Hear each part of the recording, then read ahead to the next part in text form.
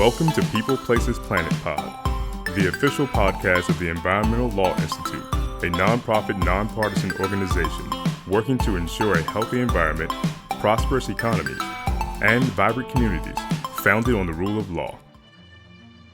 The impact of that spill was not just environmental and economic, but it really kind of assaulted the people, that there was this preventable thing that was just going on in front of our eyes. And everyone was just thankful when it finally did end. So that's just what I remember, is it was almost this relief that it was over.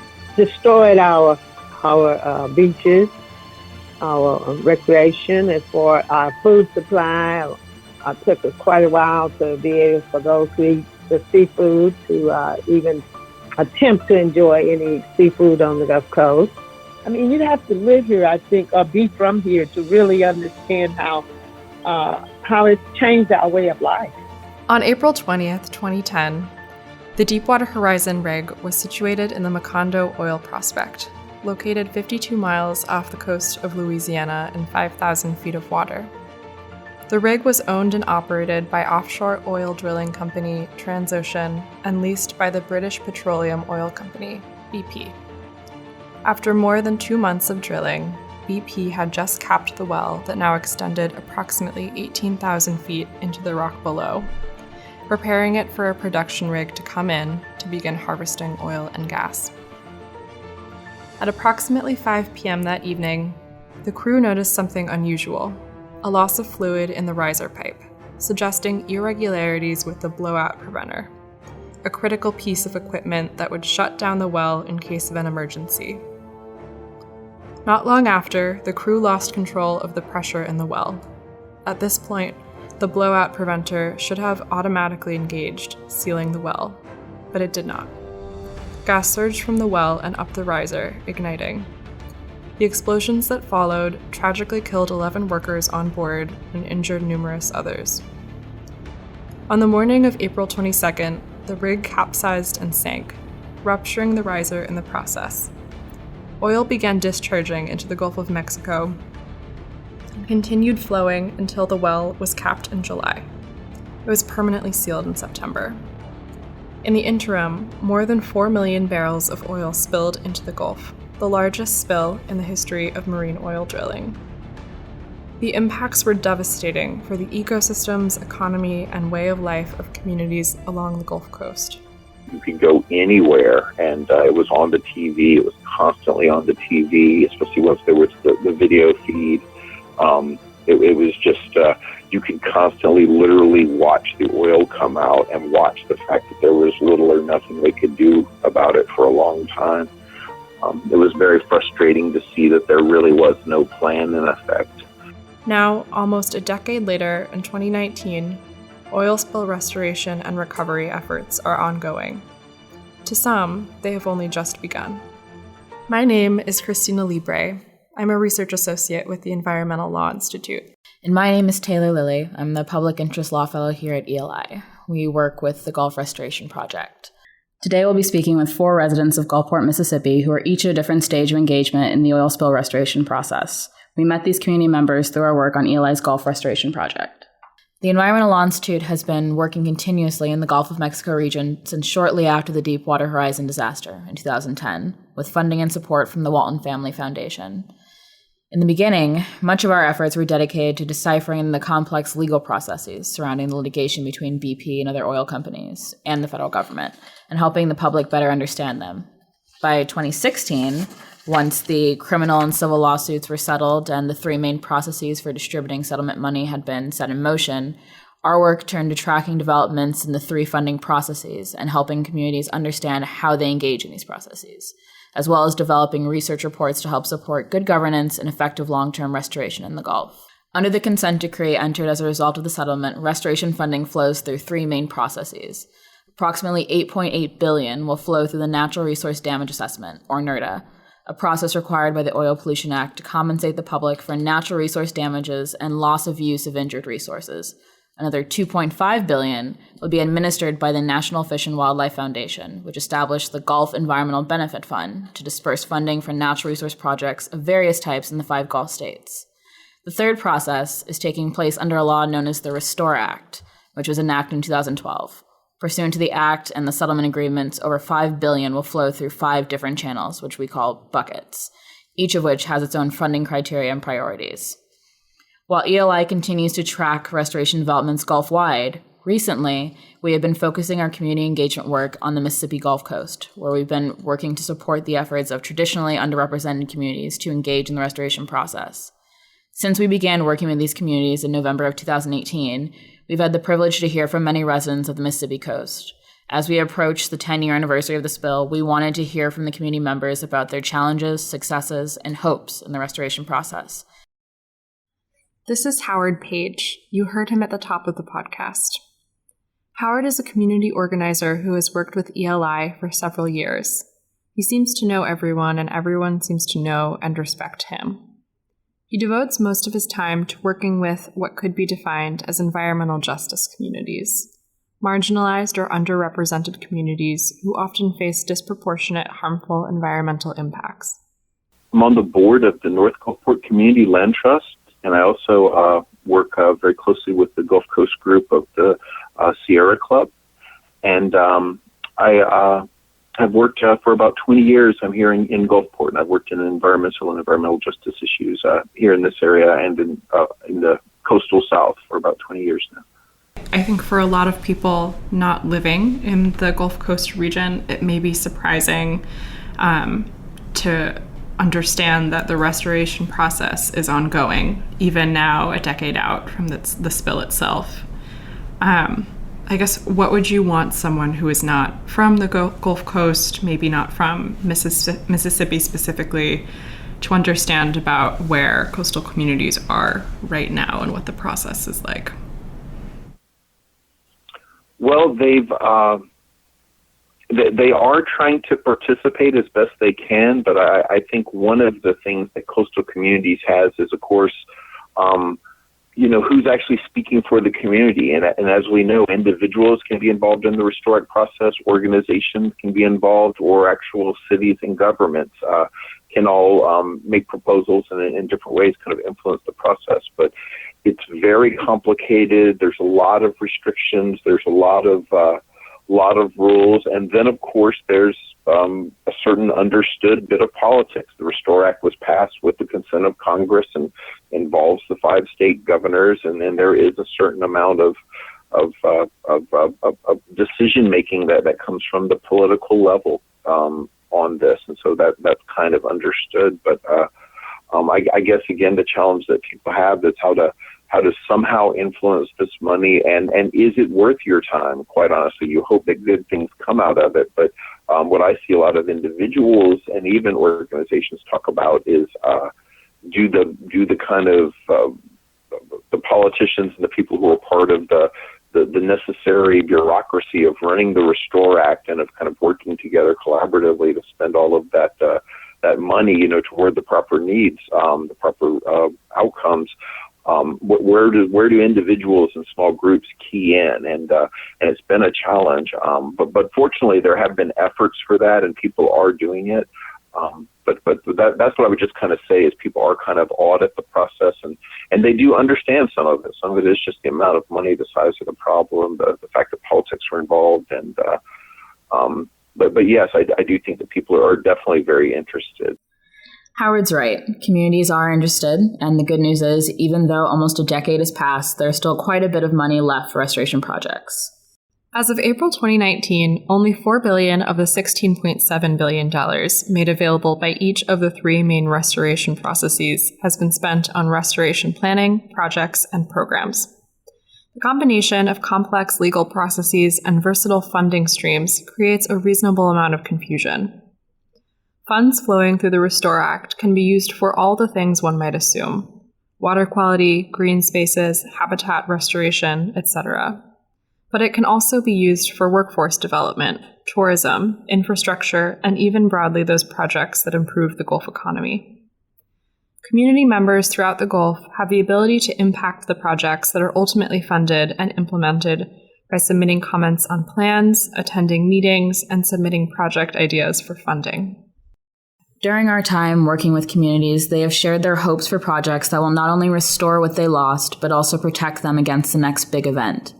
Several communities have expressed interest in seeing green infrastructure improvements in their towns and are especially interested where those improvements have the potential to increase flood resilience. These concerns come on the heel of an increase in devastating weather events that have left residents thinking about how to prepare for a future where these events are more common. This is Christine Bryce. She has recently been described as Gulfport's angel in disguise. Officially, she is the election commissioner for District 4 of Harrison County. Her district has the most Black residents in the entire county. Unofficially, she is a tireless volunteer for the homeless, the elderly, and anyone else who finds himself in a tough spot. So the election commissioner for District 4 in Harrison County, Gulfport, Mississippi. I've lived in my house for approximately 43 years.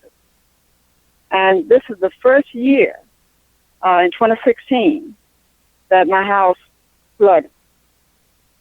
And at that time, I had to move out of my house because everything was running in my house.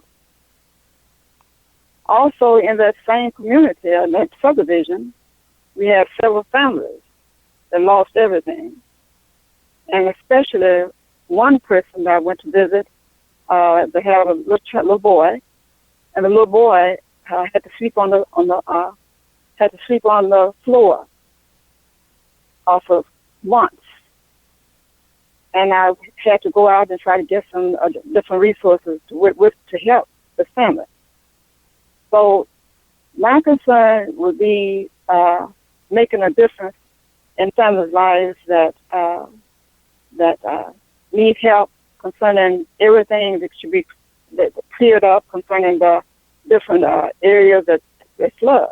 Here's Howard again. Are there any other specific projects that you would like to see funded and implemented under the restoration processes?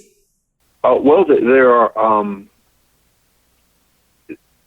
I really hesitate because cleaning up, quote unquote, from a oil spill is really problematic, and it's hard to come up with good solutions. I think oysters are one of them, just because, of course, they were damaged and they're so necessary. But I think as much as possible, we need to restore natural ecosystems that work together, that we're all kind of very aware of. But from the coastal marshes to the more inland bayous and swamps, to the barrier islands, and then the bottom layer, the oyster beds and other healthy bottom layers, that all of those basically need to be focused on and protected. And we need to understand that so much damage was done that we need to identify what is left that is healthy and protect that as much as possible. It's one reason I'm very concerned. One of my comments from the beginning in the BP process was to do no harm, that no matter what we did with the money, hopefully we would do good, but let's certainly do no harm. Even though the projects communities are interested in are worthwhile and technically fit within the goals and requirements of the funding streams, there are a few caveats. When you go to submit a project to Mississippi's online project idea portal, there is a pretty important disclaimer. The Mississippi Department of Environmental Quality, the state entity in charge of overseeing Mississippi's piece of the BP funding pie, has the ability to take ideas from the portal and combine them, alter them, or not use them in any way. What is more, the fact that you are the one to submit an idea to the portal doesn't guarantee that you will be the one to implement it. Engagement isn't always easy. This is Ruth's story.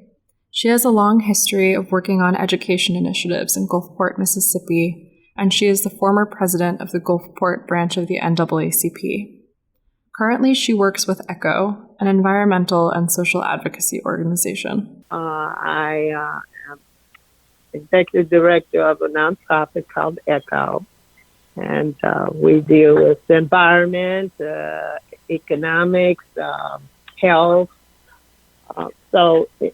finances with those in standing need. And we work with other organizations in climate control and environment. For one, the restoration processes can be quite complex, even for folks whose job it is to decipher them. I guess it's that it's on such a level sometimes that even it's over them, over their heads, and then things that they think are going to be able to be worked out turns around and something else came into play, and it didn't work out the way we hoped it would. engaging in the restoration process also requires patience. The life cycle from developing to funding to implementing projects isn't exactly short.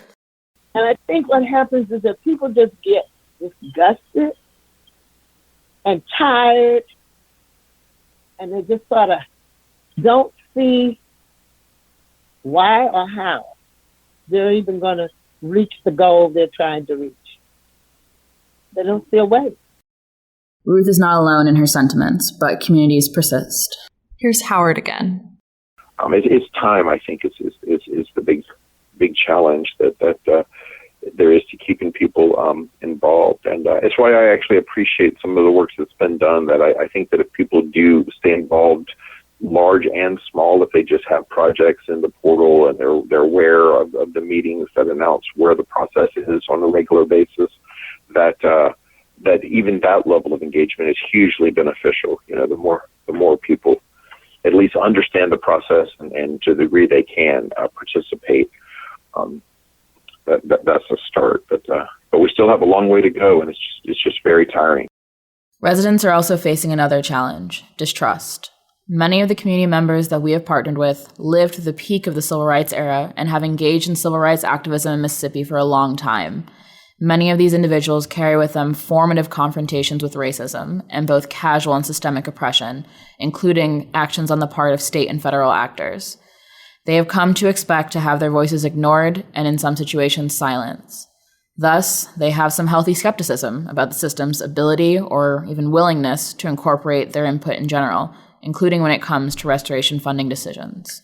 The benefit, even though it benefits the whole Gulf Coast, a lot of people of color and in minority neighborhoods do not have access to the places that are getting the benefit of the money.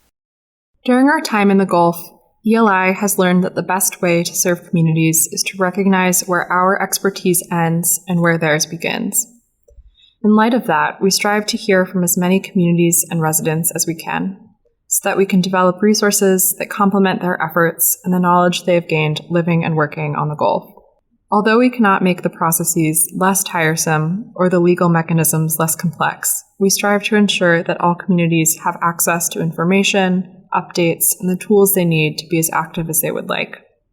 We do this by sharing information about approved projects and opportunities for public participation, developing educational resources, and hosting seminars in person and online. As we continue to work in the Gulf, we also continue to listen so that we might always be a relevant and useful resource. Recently, we have heard community members express that they are eager to pass the baton, as it were, on to the next generation of Gulf advocates. You're young guys. Yeah, I want some younger people to come in here and fight, and I can move over to the side and just be a support and not be out there in the battlefield. We were lucky enough to be introduced to Alandria Whitlock, a vibrant young journalist who was born and raised in Gulfport.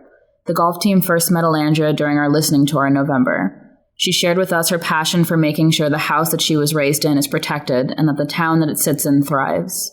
Alandria has become popular on Gulfport for her efforts to keep her community civically engaged. She has lent her time to the efforts of more than 40 social justice organizations and hopes to inspire as many young people as she can to join her. It happened in April. So I had just gotten home, and I heard about it through the news, of course, as everyone else. And you know, I kept seeing things like, this is the worst, you know, not natural, but, preventable disaster that ever took place. And it was, you know, explaining how much was spilled in the water. And at this point, it was still kind of like, I didn't really digest. So I think it's important for us to grab the baton and to those that are interested, those that want to make a difference, those that want to utilize their voice to make a change. I think that this is definitely the time, because no one is going to do it for us.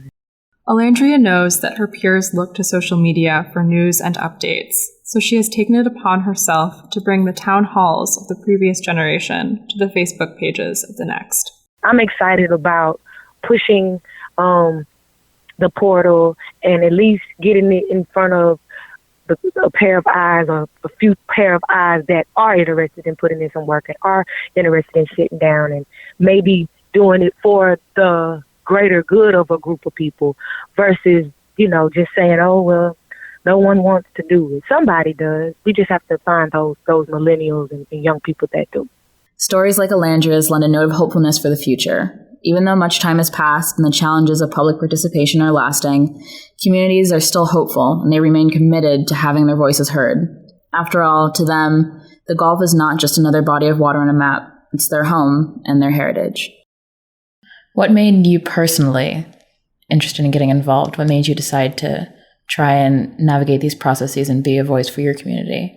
Well, I think that really does come from the fact that I was born here in Gulfport, and I've lived most of my life, fishing in the waters and going on all the local rivers and bayous. And so I just really do have a love for the local area, and it's an amazing local area. I've done a little bit of traveling around the world. I think this area is, in some ways, as amazing as most others in its own way. It's very unique, full of life, and it's completely unnecessary, the damage that the PP disaster did. Thank you for tuning in to People, Places, Planet Pod, brought to you by the Environmental Law Institute. We would like to hear from you, so please send us your questions, comments, and ideas to podcast@eli.org. And if you're interested in learning more about our work, attending one of our events, reading our publications, or becoming a member, please visit our website at www.eli.org.